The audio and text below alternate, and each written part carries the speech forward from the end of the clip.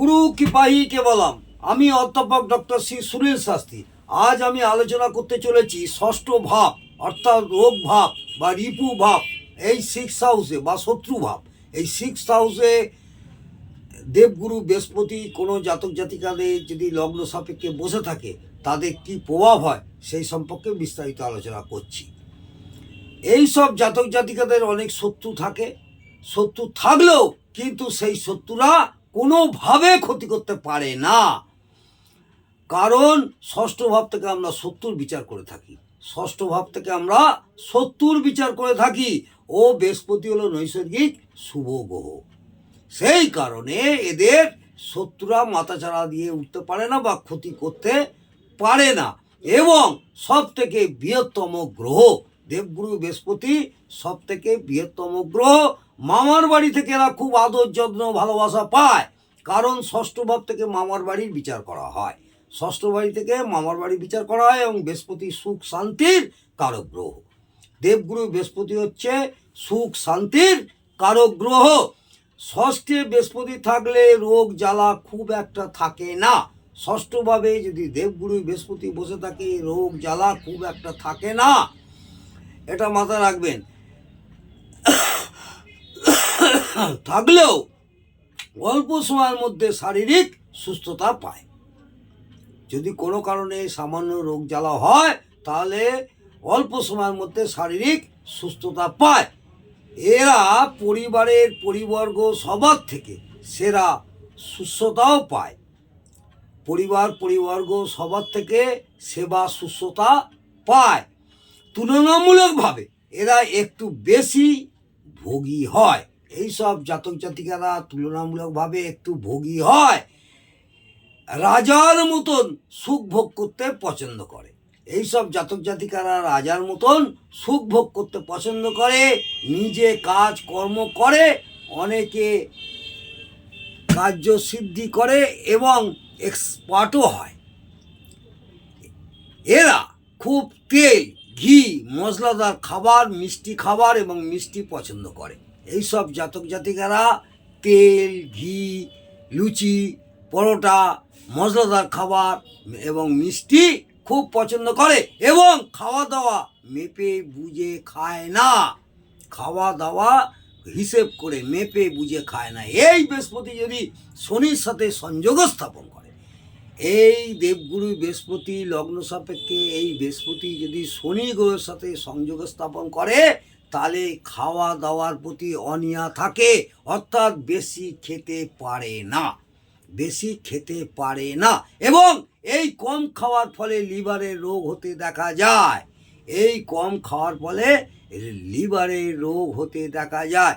এই সব জাতক জাতিকাদের লিভারের রোগ হতে দেখা যায়, কারণ ষষ্ঠ ভাব থেকে নিম্ন উদর বিচার করা হয়। ষষ্ঠ ভাব থেকে নিম্ন উদর বিচার করা হয়। ও বৃহস্পতি হলো খাদ্যের কারক গ্রহ। দেবগুরু বৃহস্পতি হলো খাদ্যের কারক গ্রহ। এই বৃহস্পতি অশুভ মঙ্গলের সাথে এই বৃহস্পতি সম্পর্ক স্থাপন হলে, অশুভ মঙ্গলের সাথে এই বৃহস্পতি সম্পর্ক স্থাপন হলে খুব পেটের রোগ হয়, আমাশাও হয়। এরা সব কিছু নিষ্ঠার সাথে করে, এরা সব কিছু নিষ্ঠার সাথে করে, সৎভাবে পরিশ্রম করে, কারণ ষষ্ঠ ভাব থেকে শ্রম বিচার করা হয়। ষষ্ঠ ভাব থেকে আমরা শ্রম বিচার করে থাকি এবং বৃহস্পতি সৎ গুণের কারক গ্রহ। দেবগুরু বৃহস্পতি হচ্ছে সৎ গুণের কারক গ্রহ। সব কাজ ঠিকমতো উদ্ধার করতে না পারলে এরা মানসিক চাপেও থাকে। এরা যা যা কাজে করে, এরা যা যা কাজ করে খুব পারদর্শিতার সঙ্গে করে, অর্থাৎ দক্ষতা থাকে। এইসব জাতক জাতিকাদের খুব দক্ষতা থাকে। এই বৃহস্পতি যদি কোনোভাবে পীড়িত হয় তাহলে অসম্ভব রকমের অলসতারও শিকার হয়। এই দেবগুরু বৃহস্পতি কোনো কারণে যদি পীড়িত হয় তাহলে অসম্ভব রকমের অলসতার শিকার হয়, তখন কাজের গাফিলতি হয় বা কাজ অন্যজনকে দিয়ে করানোর চেষ্টা করে, কাজ অন্যজনকে দিয়ে করানোর চেষ্টা করে, ফলে উন্নতিতে বাধাপ্রাপ্ত হয়, উন্নতিতে বাধাপ্রাপ্ত হয়। এরা গান বাজনা পছন্দ করে, গান বাজনা করার সাথে বা গান বাজনার সাথেও যুক্ত থাকতে চেষ্টা করে। শুভ চন্দ্রের সাথে যুক্ত হলে এই সব জাতক জাতিকা শুভ চন্দ্রের সাথে যুক্ত হলে এদের খাটাল বর্ষা হয়, অর্থাৎ গরু মোষ ইত্যাদির বর্ষা খুব ভালো হয়। গরু মোষ এইসবের বর্ষা এরা খুব ভালো করতে পারে। এছাড়া এরা দুধ ঘি মাখন এগুলিও বর্ষা করলে সাফল্য হয়।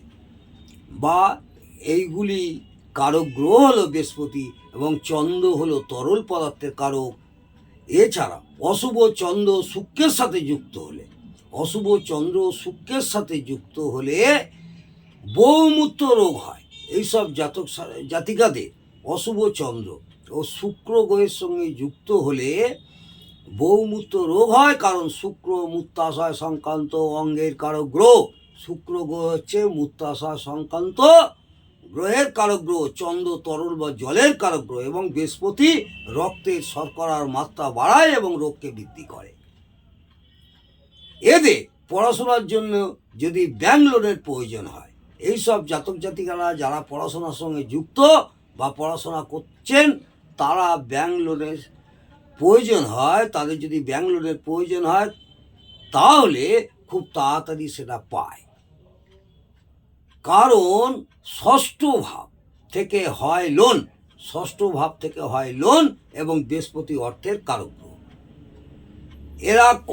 এরা কম্পিউটার পরীক্ষায় বা কম্পিটিটিভ পরীক্ষা বা কোনো রকম যে কোনো এক্সামিনে কম্পিটিশান করে ভালোভাবে উত্তীর্ণ হতে পারে বা ভাগ্য সাথ দেয়। কারণ বৃহস্পতি পড়াশোনার কারক গ্রহ এবং ষষ্ঠ ভাব হলো প্রতিযোগিতামূলক পরীক্ষা। ষষ্ঠ ভাব হলো প্রতিযোগিতামূলক পরীক্ষা।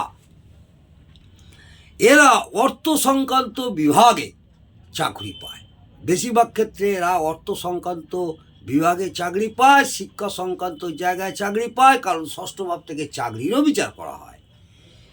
এবং বৃহস্পতি ধন সম্পত্তির কারক গ্রহ। আপনারা জেনে থাকবেন যে দশম ভাব থেকে আমরা চাকরি বিচার করি, কিন্তু এখানে লগ্ন সাপেক্ষে ষষ্ঠভাবে যদি দেবগুরু বৃহস্পতি থাকে সেখানেও আমরা এখান থেকে চাকরির বিচার করে থাকি। এবং বৃহস্পতি ধন সম্পত্তির কারক গ্রহ, গুরুর কারক গ্রহ। দেবগুরু বৃহস্পতি গুরুর কারক গ্রহ। মনে রাখতে হবে, এই বৃহস্পতি যদি পাপ দৃষ্ট, পাপ পীড়িত, পাপ মধ্যগত, শত্রু গৃহগত, দুস্থানগত বা দুস্থানপতি হয় বা বাদস্থানে থাকে বা বাদকপতি হয়, নিচস্থ বা নাশস্থ হয়, অশুভ অ্যাসপেক্টে থাকে, ষোড়শ বর্গে বল কম পায়, তখন সমস্ত শুভত্বের পার্সেন্টেজ কমবে। আবার মনে রাখতে হবে কিছু কিছু ক্ষেত্রে খুব অশুভ হলে উল্টো ফলও দিতে পারে, অর্থাৎ উপরিউক্ত ফলগুলো কতটা কার্যকর হবে সেটা বৃহস্পতির শুভত্ব অশুভত্বের উপরে নির্ভর করছে। আজকে এই পর্যন্ত। আমরা আজকে ষষ্ঠভাবে অর্থাৎ সিক্স হাউসে দেবগুরু বসে থাকলে জাতক জাতিকাদের কী প্রভাব হয় সেই সম্পর্কে বিস্তারিত আলোচনা করলাম। যদি ভালো লাগে অবশ্যই কমেন্টে জানাবেন এবং একটি লাইক করে আমাকে উৎসাহিত করবেন। এবং যারা আমার চ্যানেলে নতুন তারা অবশ্যই সাবস্ক্রাইব করে বেল আইকনটা টিপে দেবেন। আগামী দিনে আরও আপনাদের ভালো ভালো ভিডিও উপহার দিতে পারবো। নমস্কার, জয় মা তারা। ভালো থাকুন, সুস্থ থাকুন, আনন্দে থাকুন।